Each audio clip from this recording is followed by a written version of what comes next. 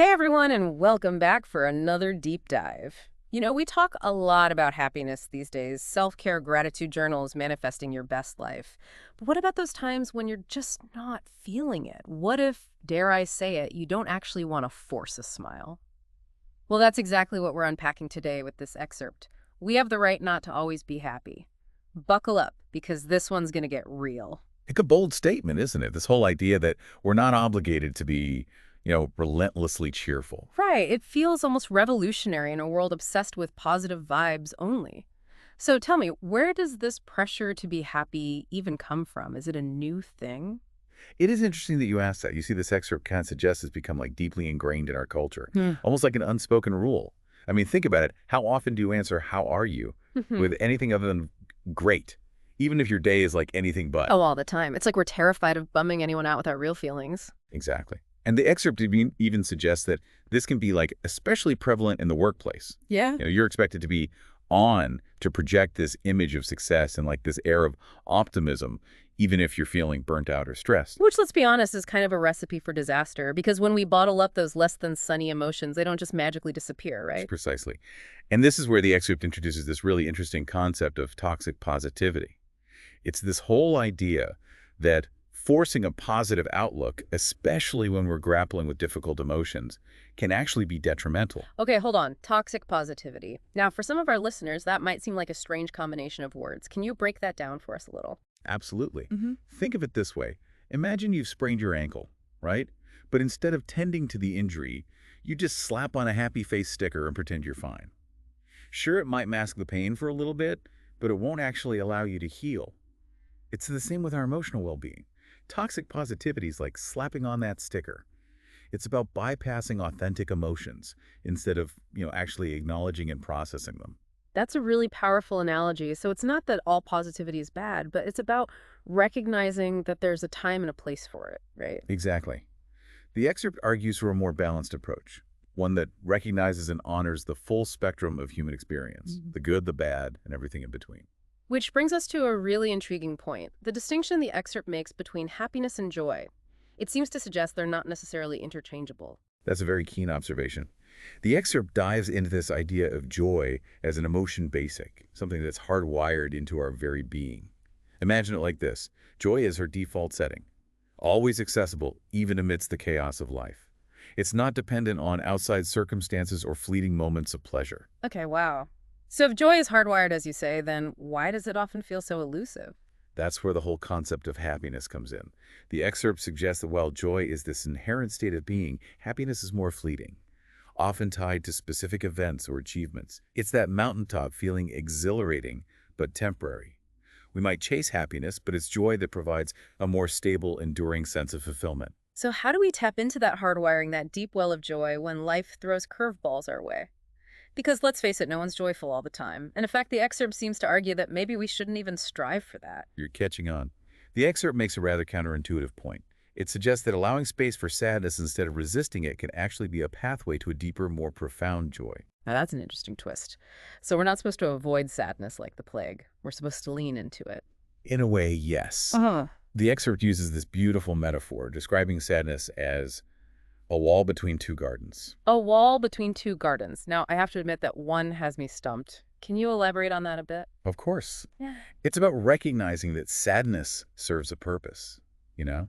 It allows us to kind of process loss, to reflect, and ultimately to grow, just like a wall can like define and protect a garden. Sadness creates a space for us to tend to our inner landscape, to nourish the soil for future growth. That's such a vivid image. Sadness as this container, Yeah. this necessary boundary that allows for renewal. It's like we can't fully appreciate the beauty and vibrancy of a garden if we don't also understand the importance of the walls that give it structure and definition. Exactly. And this leads us to another really intriguing concept. The excerpt explores intelligent pessimism. Okay, I have to admit that sounds like a total contradiction in terms. How can pessimism be intelligent? Isn't pessimism like all doom and gloom? Not necessarily. The excerpt presents intelligent pessimism not as like this negative outlook, but as a form of realistic thinking, acknowledging potential challenges and pitfalls without letting fear paralyze us. It's about Okay. being aware of the thorns without overlooking the roses, so to speak. So it's less about expecting the worst and more about approaching situations with a healthy dose of caution. Exactly. The excerpt gives this fascinating example of soldiers navigating a dangerous path during the Vietnam War.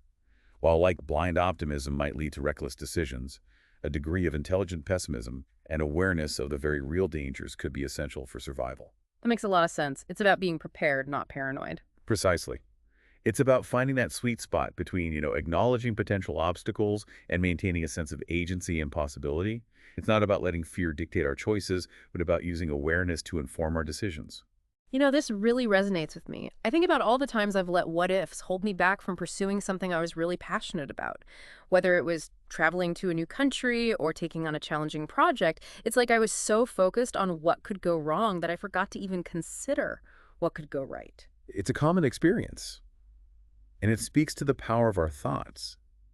But as the excerpt suggests, there's a way to navigate those what-ifs without letting them completely control us. So if intelligent pessimism is about acknowledging the thorns and sadness is about tending to the soil, how does that actually lead us back to joy? Is it simply about accepting the bad along with the good? It's definitely a piece of the puzzle, for sure. But the excerpt goes a step further, suggesting that one of the biggest roadblocks to experiencing joy is often ourselves. Ourselves. What do you mean by that? Well, the excerpt highlights how taking ourselves too seriously can stifle our capacity for joy. When we're overly self-important, constantly analyzing and judging ourselves, we create this rigidity that makes it difficult to embrace the lighter side of life. Oh, I can see that. It's like that saying, don't sweat the small stuff. Sometimes we need to just lighten up and remember that life isn't meant to be taken so seriously. Exactly. And the excerpt even emphasizes that, you know, lightening up can be key to unlocking more joy in our lives. It even gives this humorous example of someone so self-serious they constantly quoted themselves. It kind of underscores how that kind of rigidity can be a barrier to experiencing joy. It reminds me of that quote, I think it was Mark Twain, who said, humor is tragedy plus time. Maybe joy is similar. Like, it's not about denying the hard stuff, but finding a way to hold it all. The good, the bad, the messy, and the mundane, with a bit more lightness and grace. That's beautifully put. And I think it speaks to the nuance this excerpt offers. It's not about forcing happiness or pretending everything is perfect. It's about recognizing that life encompasses this full spectrum of emotions and finding ways to cultivate genuine joy amidst the complexity. So we've covered a lot of ground here. The pressure to be happy, the dangers of toxic positivity, the difference between happiness and joy, and even the benefits of sadness and intelligent pessimism. Right. What's the through line, the key takeaway you hope our listener is walking away with? It's like you said, it's about recognizing that we're not defined by any single emotion. Like, we're complex beings capable of experiencing this full spectrum of human feeling, and it's embracing that totality, without judgment, that we open ourselves up to a more authentic and ultimately more fulfilling life. It's like giving ourselves permission to be fully human, warts and all, Yeah. right? No more pretending to have it all figured out or to be on all the time. Exactly. And that permission, that self-acceptance, it's incredibly freeing. It allows us to approach life with more curiosity, more openness, and yes, more joy. This deep dive has been such a refreshing take on happiness, or maybe I should say joy. It feels so much more grounded and attainable than what we're often sold, with like those picture-perfect Instagram lives and those just be happy mantras. Well, I'm glad you found it valuable. It's a conversation I think we all need. A nice little reminder that true joy isn't about denying the complexities of life, but about embracing them. Absolutely. This conversation has really got the wheels turning. I'm left wondering, is it even possible to cultivate genuine joy without acknowledging and accepting the natural ebb and flow of all of our emotions? Like, can we truly experience those heights of joy if we haven't also felt the depths of sorrow or even just the ordinary humdrum of a so-so day? What a powerful question. Ah, And one that I definitely think is worth pondering. This idea that maybe, just maybe, the path to lasting joy isn't about chasing happiness, but about embracing the fullness of our human experience. The light and the shadow, the highs and the lows, the joy and the sorrow. wow. So much to think about. That's the beauty of a good deep dive, right? It leaves you with more questions than answers. It's been an absolute pleasure exploring these ideas with you today. The pleasure was all mine. And to our listeners, thank you for joining us on this journey of discovery. We hope you'll keep exploring, keep questioning, and keep that curiosity alive.